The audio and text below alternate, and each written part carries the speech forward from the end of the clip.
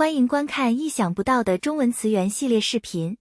今天我们将探讨一个有趣的中文表达“裙带关系”。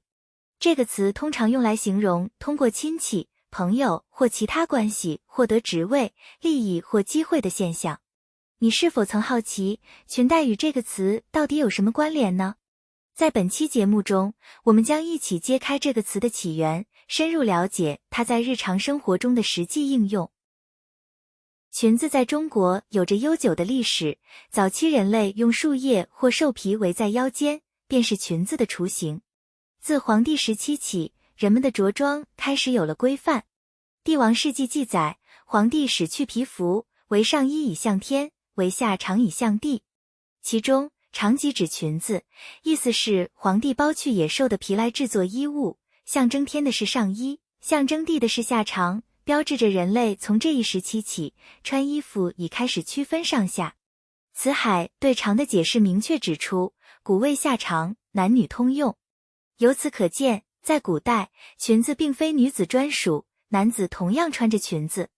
直至周朝，随着礼制的完备，男女的服饰逐渐开始区分开来。随着历史的推进，尤其是到了唐朝、宋朝等时期，男女穿着的差异愈发明显，男性多以袍服为主，而女性则继续以裙子为代表服饰。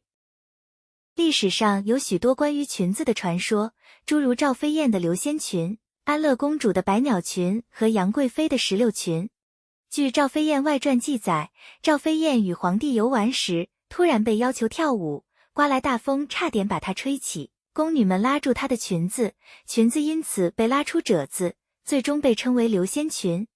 唐朝安乐公主要求用100种鸟的羽毛做裙子，唐中宗派军捕鸟，做出了在不同角度和光线下效果各异的华美裙子，迅速成为流行，但也导致许多鸟类灭绝。杨贵妃喜爱石榴花，她的裙子上绣满了石榴花。有一次，唐明皇要求她跳舞，她因大臣不尊敬她而拒绝起舞，唐明皇命令官员向她行礼，违者受罚。于是，拜倒在石榴裙下由此成为形容男子对美女敬仰和迷恋的俗语。裙带最初指女子束裙长的腰带，后来借指妻子、女儿、姐妹等亲属关系，因此裙带关系最早常用来形容亲属之间的关系。在中国古代社会，已有裙带关系这一说法，尤其在唐代较为盛行。例如，杨国忠凭借与杨贵妃的裙带关系，成功坐上了相国的位子。古代戏曲中常见书生通过一举中状元，随之而来的是封官、骑骏马、娶公主等好事。而驸马都尉这一职务也常是通过婚姻获得的。到了宋代，因姻亲关系而获得官职的人，如驸马等，常被称为裙带头官。如今我们所说的裙带关系一词，正是源自这一现象。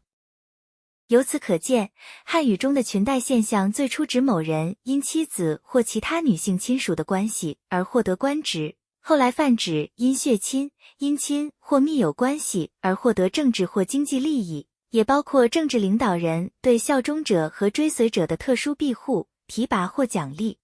随着时间的推移，裙带关系的范围逐渐扩大，不再局限于亲属关系，而扩展到同乡、同学、同事、同行等私人关系。凡因密切的私人关系而获得特殊利益或照顾的人，都可以视为裙带关系的体现。其核心不在于关系的亲疏，而在于由不当利益牵引而形成的社会关系。